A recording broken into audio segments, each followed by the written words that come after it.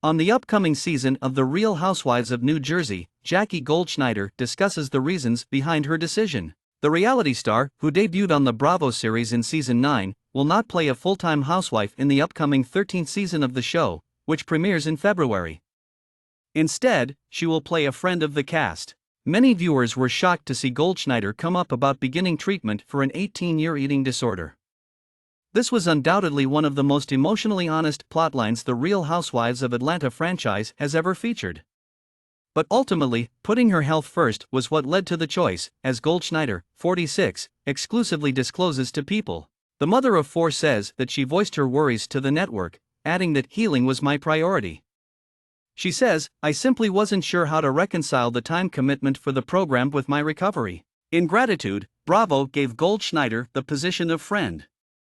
"They were really encouraging," she says.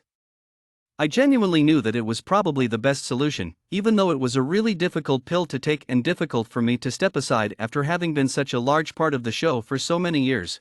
Despite having a smaller part, Goldschneider continued to film frequently and will appear in the season. But the job provided Goldschneider with everything she required. She says, "Looking back, that was the best choice I could have done. Though it was extremely difficult, I'm very proud of myself for putting my needs first.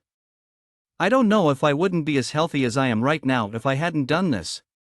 So, I don't feel guilty." Prior to her rehabilitation, Goldschneider claims that stress was a major factor in her eating condition. "When working full-time, the show is extremely busy," admits Goldschneider. "You have to understand that I endured years and years of mental anguish before I was able to accept the truth that I turned to food for solace. In order to simplify my life when it felt out of control, I starved myself in order to feel in control. And worry, that brings everything back up." She is now in a very wonderful position, according to Goldschneider. "Early in the summer, I'd say I made progress in my rehabilitation. And I'm really healthy right now," she adds.